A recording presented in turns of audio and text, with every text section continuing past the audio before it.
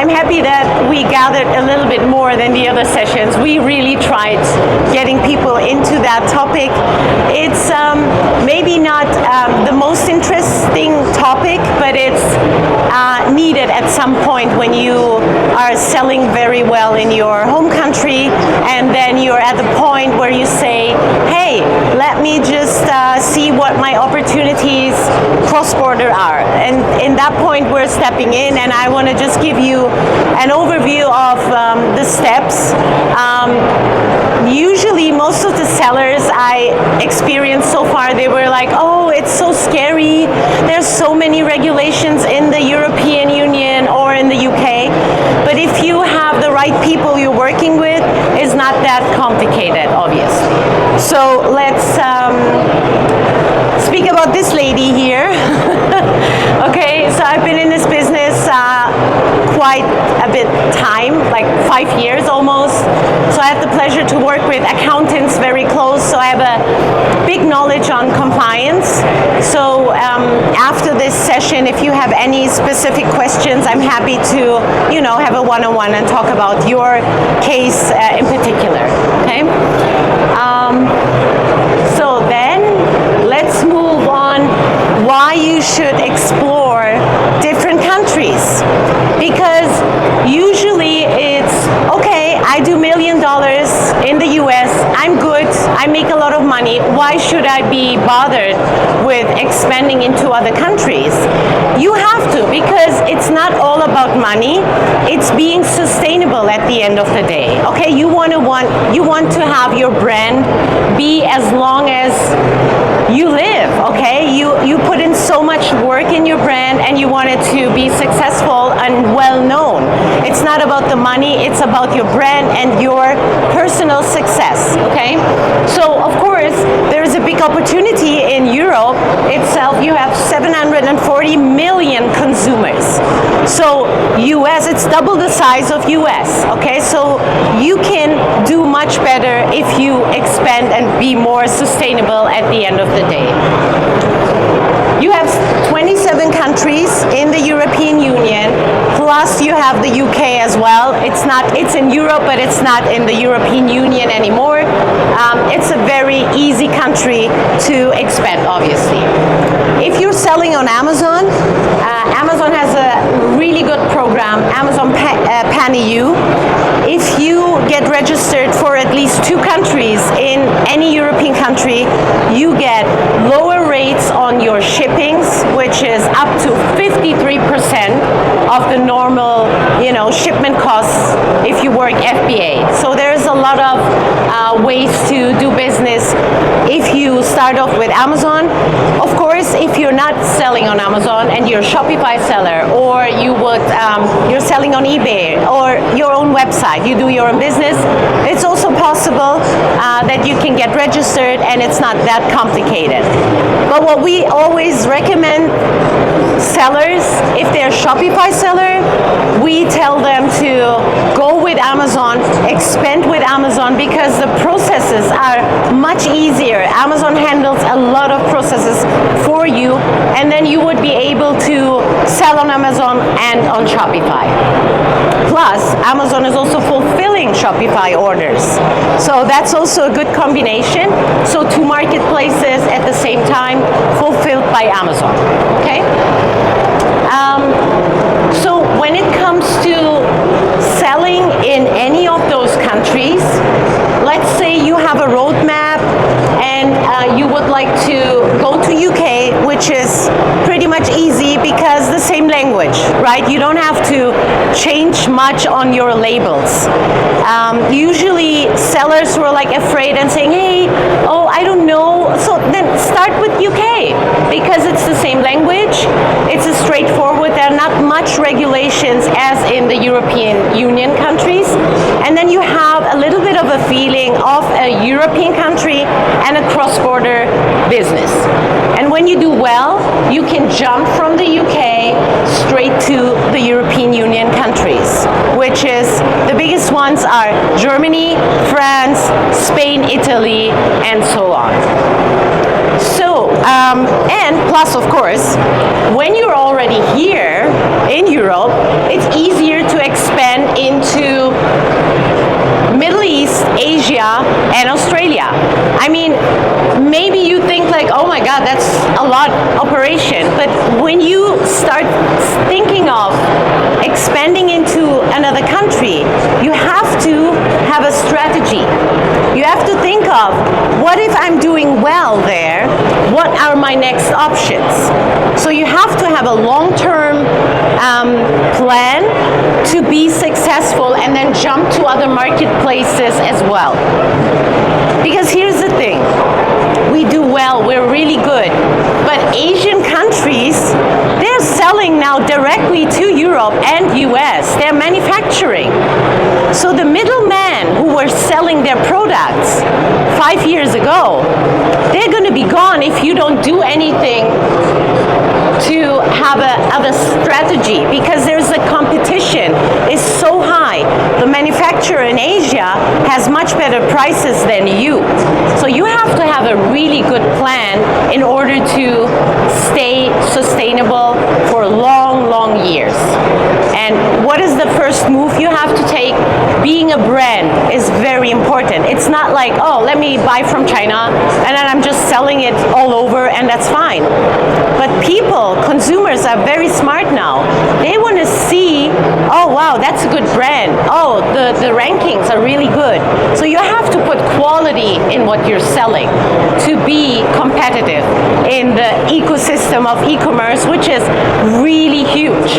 Everyone is selling from everywhere, okay? And we're happy to help you to have a plan with that, okay? So let's move on to the next slide. If any of you have a question so far, I'm happy to just answer that, or if you're comfortable after the session, we can come together and talk about it. That's also possible. So, first steps, the basics. What is needed? So you're selling in the US, you're very successful, you're set up, you have your trademark, you have your brand, you're selling on Amazon or you're on Shopify as well, you're good, okay? What is needed in order to expand into the European countries or the UK? I will just start off with UK, very basic. In order to get a VAT registration, which is tax in Europe, okay, you have to have your goods stored in that country. That's the first requirement of the tax authorities, okay? The second requirement, you have to have a marketplace you're selling in, a proof that you have a seller, okay, account on Amazon, Shopify, eBay, or any other platform. Those two proofs are needed in order to get registered for VAT. That's the first thing. And then the second thing is authorized representation / responsible person. What is that? You're all non-EU or non-UK sellers, companies. So the European Union countries, they want to protect their consumers and they ask you to have an authorized representation in that country. Why you need that? Because let's say something happened with your product and they can't reach you. They want to have someone to catch and say, hey, what did you do to my consumer, okay? And there is a number, there is a phone number, there is an email address, an address, and it has to be a company who can take this responsibility of your products. And that's a requirement in the European Union countries, and in the UK it is too, but as long as you're not CE marked or you don't sell any baby products, you don't need a UK authorized representation. That is why I say UK is a really straightforward, easy market to start exploring other countries. Highly recommended. Don't think of, oh, I'm a small seller, I don't need that. No, it's just a small budget and you can do that. You can explore it. It's nothing fancy. You don't need to have a $1 million business to do that. The third requirement is extended producer responsibility, EPR. This is basically a waste tax on every waste you happen to import in that specific European Union country. It's packaging, the outer packaging. It's like the paper, the plastic. Or if you sell electronics, all the devices. If you sell battery-operated products. So they're going to tell, okay, you're bringing all these batteries into the country. Could be normal batteries or lithium batteries in your laptop or whatever. At the end of the day, they're going to be recycled, and you have to pay for it in Germany. That's also mandatory. There is no way around. It sounds everything too much, but if you have the package, the processes are really easy to get registered for that. So if you have any other question detailed, I would be happy to explain that, or our team at our booth is happy to help you with that. And then my sweetheart topic, trademark, okay? This is very, very important. You have to make sure that you are secure, because I assume all of the sellers, if you're a seller, you have your trademark in the US. You know you're secure, no one can harm your product, no one can just open a case and then close your seller account. But if you plan on expanding into UK or the European countries, you have to have a trademark in place. I circle back to the Asian sellers or other sellers. Many sellers are seeking out and say, oh, US company, oh, they're selling so good. I'm sure they're going to expand at some point, right?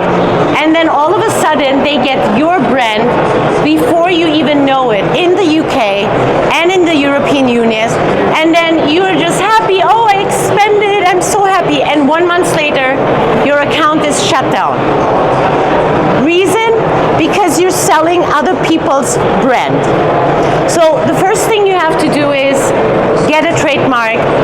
If you have one in the US, sometimes people go with the Madrid one, which covers a lot of countries globally. You can do that too. We are happy to help with that, but make sure that your brand is covered. You put in so much work in it, you want it to be safe, okay? So this is like the basics for expanding. The general process is, as I said before, you have to decide which country you're interested in. What we have to do is, let's say you're selling shirts, but particular shirts, yeah, for women or whatever, or kids. You have to make sure to check out the country you would like to start selling. And if you're selling on Amazon, Amazon is very good. They provide you an analysis on each country and the market share of your product in those countries. So check that out, do your research, and then decide what country. The second one would be, okay, I want to sell on Amazon in that country, but what option I have other than Amazon? So at a later point, you could join another marketplace. So if you're selling apparel or something and you want to go to Germany, you have Zalando, you have Otto. They're the market leaders of apparel. So you start off expanding with Amazon because it's just easy. They help you with everything. And then you jump to other marketplaces and grow your business. So strategic approach in choosing the country is really crucial. And the next steps is you have to have a consultation. That's very important. If you think of expanding, you just get in touch with us. We usually have a free consultation. We go over all your options. We check your products. We check your possibilities.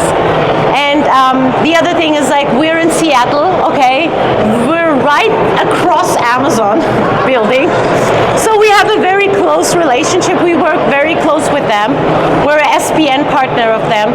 And usually when our customers have problems on their seller account, we help them to solve it due to the very close relationships with the the people at Amazon. It's very beneficial because Seller Center can be very hard to manage and find a contact to ask questions. Oops, that's too far. Okay, so a little bit of an overview of the timelines of how long it takes in those major countries. So 4 to 16 weeks for the UK. However, now they're very fast at the moment. So we had customers, they got registered in like 2 to 3 weeks. That was an amazing news, very surprising. Filing is quarterly. Germany is 8 to 12 weeks. You have your filing frequency monthly, quarterly, or annually. It depends on your revenue. If you're selling really less, you're going to be automatically enrolled in annual filings. France takes 4 months, even more. They're very comfortable people. They take their times with their coffee and croissants, so they're really slow. It is what it is. Don't ask me why, but it is the way it is. Spain takes a little bit the same amount, through 3 to 4 months, because they have like notarization documents, very complicated, but we take care of that as well. So short explanation of the EORI number. That's mainly for importation. In order to get your products into any European country or the UK, you need an EORI number, which we make sure to register you for that. And then you would be able to get your products into that country. You pay your import VAT, and happily you can deduct that from your VAT declaration and basically get it back. Okay? So it's not that you pay it and it's lost. That's a good thing too. Let's move on. It's not working. Okay. So I talked about EPR, authorized representation. Again, just to remember, this is a waste management tax. It's required in the European countries. For each country, there is a different regulation for your packaging, for your batteries or electronic products. And then we have the legal EU-based contact, which is the authorized representation. You need someone in that country who is going to be responsible for your products. If anything is going to happen, which is not. Everyone is responding to their customers, but in case something happens, they want someone in that country to be reliable. EPR categories, again, like laptops, electronics, we have the packaging, we have the electronics and the battery. This means if you sell something like that or close to that, you have to have all those requirements in order to sell in Germany, France, Italy, Spain, or any other European country. Again, if you sell a LED light or whatever, it's the same. You need all of these. And as well, if you sell a little robot, which I don't think so, but it's a funny example. But if you sell like apparel, you sell glasses, you sell jewelry, it's just the packaging. And it's a straightforward registration, takes like 3 to 4 business days. It's very fast, and it's done. Oops. So trademark, I said that before. Trademark is very important. You have to have control over your brand, and you have to make sure that you are secure. That's the first step you should consider having before even getting registered and setting up any marketplace in any other country. Okay? Okay, so those are like the little add-ons we provide as well as VATAi. For all of the Amazon sellers, are you Amazon sellers? Any Amazon sellers here? Future? Yes, here. Any Amazon sellers? You? Okay. So this is a nice nice to have, okay? I'm sure everyone buys on Amazon. I'm sure you saw the little leaf on when you go and check out, and then there is an option with the leaf saying, oh, you can have your order in 2 days, and then you get a $1 in your account, and there is less of a carbon footprint or whatever, environmental promotion. So if you have that Climate Pledge friendly badge, it's a certification, your sales increase, that's the data from Amazon, by around 12%, and you are mostly on the first page on Amazon. It's nice to have. It's a little bit of an expensive process, but if you're an established seller and you're doing good, that's nice to have in the future. What we also do, we do company registration, physical company registrations in many European countries, in the UK, and also for European sellers in the US. So we have a really big service package we offer. You have to just let us know what you prefer. And then US sales tax as well. We're having Wyoming, we have Florida, but more states are coming, adding up. We're in the process as well, but it's nothing for you guys, of course. It's more for the EU-based companies. So the checklist, we have still a couple of minutes. Do your market research, okay, that's very important. You have to translate your listings if you wanted to expand into Germany, France, Italy, Spain. Obviously, they don't speak English. But if you expand into the UK, nothing needed. Is that me? No. Okay. All right. It's just English. The next good marketplace is for Amazon. It's Ireland. They're new, and Amazon is having a promotion. They're paying your VAT registration and filings for 2 years if you sign up now, because it's going to end at the end of the year. So that's a good thing. They want to promote their market in Ireland. It's new, so you should take a look into that as well. So logistic fulfillment, okay, you have to check that, because you have to make sure that you get your products from the US into that country. So even if you use Amazon, Amazon is not taking care of the logistic part from the US to UK or the European Union. So you have to make sure to have a good, reliable partner who's going to help you with that.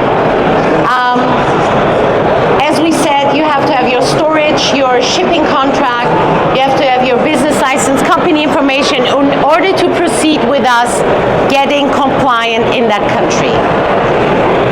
And then, of course, pricing strategy, adjusting your prices to the local market. Be aware that when we go shopping here, you get a coffee, you see the price, it's $4. You get to the register, and then it's $4.50. Oh, nice.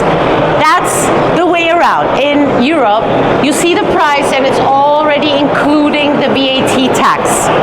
So you pay the same what you see on the label also at the register. So it's a bit different. So that is why you have to have the strategy. You have to know how to place your prices in that country. And then, of course, you have to track your performance. And this is very much linked to the first point of making a good market research, checking out your product category in that country, and make sure that you have a good placing in there. So I think that's all. So we have 4 more minutes, but after that we're at our booth and my friends are there. I'm really happy that you came and listened to me. I hope I wasn't so boring. So thank you so much for joining, and we're waiting for you if you have any other questions. Happy to talk about it. Thank you so much.